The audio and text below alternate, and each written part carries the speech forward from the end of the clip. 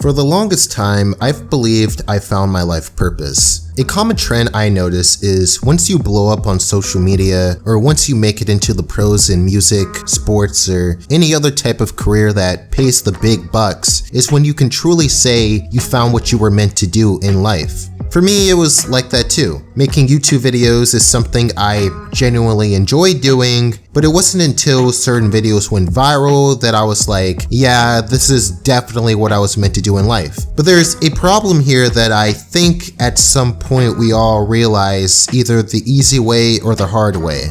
The idea of a life purpose is often associated with money, fame, and success. My question is, let's say you do become mega successful. Once that success dies down, unexpectedly I might add, is it still your life purpose? Or were you sadly mistaken? And then you start saying, well, what the hell? I thought this was my life purpose. I'm supposed to be successful. Well, okay, if this isn't my life purpose, then what is? Those thoughts start to play in your head. Something that I had to realize recently, and something that the new Pixar movie Soul expresses, is obsessing over finding that one life purpose can be incredibly dangerous. On an unrelated note, I think this is my new favorite Pixar movie, which is funny because I just made a video about Ratatouille and how that was the best one, but not until I watched this. This movie completely surpassed my expectations and surprised me with the direction it took. By the way, spoiler warning if you haven't seen it yet, which I highly recommend you do. As the title of this movie implies, it's all about souls, a character who goes by the name 22 being one of them. She likes to disconnect herself from everyone. Nobody ever believed in her, probably because of her personality. She doesn't want to go to Earth because she believes that Earth is dumb, but once she is accidentally sent through a portal with this dude named Joe, which we'll get to, she ends up in his body and he ends up in a cat's body. Of course, this creates a huge problem. On the bright side, 22 finally gets to experience life, even if she had to do it the hard way. She starts her little adventure, disgusted to be on Earth, not giving it a chance, but as the story progresses, she slowly becomes more and more interested in the little things in life, whether it be food, conversations, or even fear. It all fascinates her, it all starts to make sense for her. Eventually, she realizes that life isn't as bad as she thought it would be.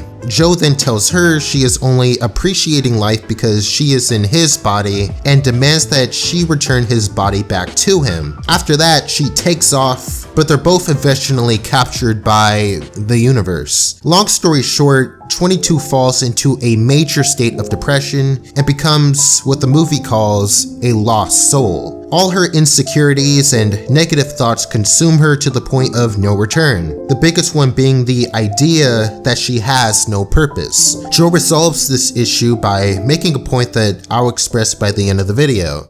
One part of the movie I found interesting is this concept of the flow state, or the zone as this movie calls it. They call it the space between the physical and spiritual. To be in a flow state, you have to really enjoy what you are doing, but as the movie points out, there are times when that joy can become an addiction, and thus you become disconnected from life. Very often, that's what happens when one is obsessed with whatever activity they consider to be their life purpose. There are times when nothing else matters but that one activity. And while that mindset can be beneficial at times when you really want to get something done, not being self-aware about it can cause major issues to your mental health. Another problem with the concept of a life purpose is you're probably going to get bored from time to time with whatever activity you classify as your life purpose.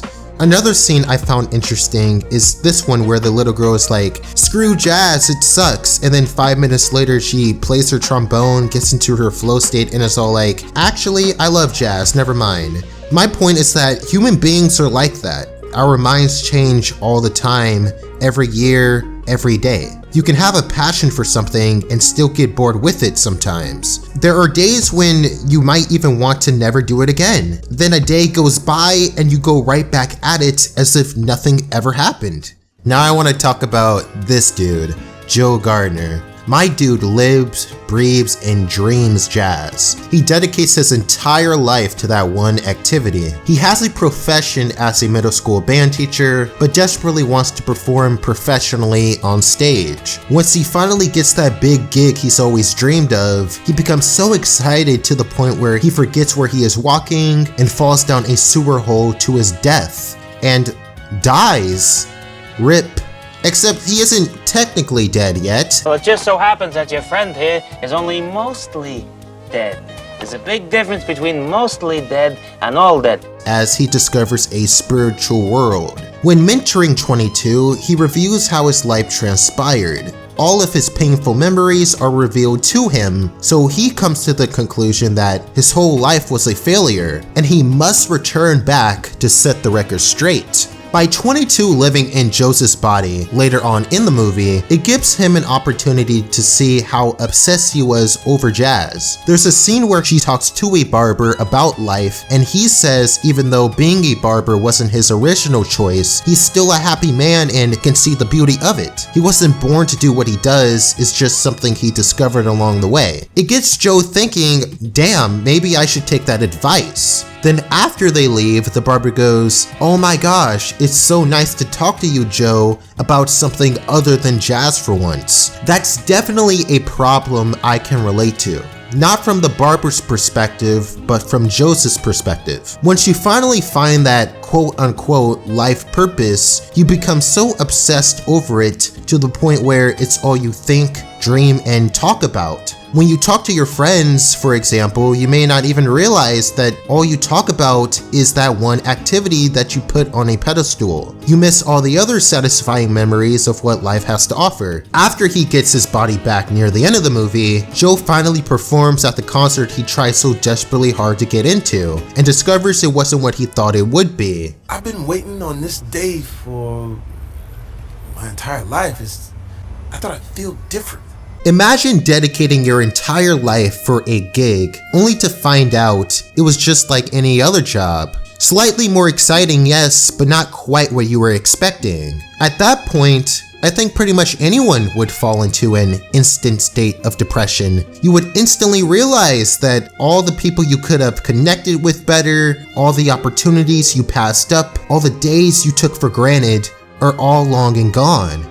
You would instantly realize that the whole life purpose search is a trap designed to destroy you both physically and mentally.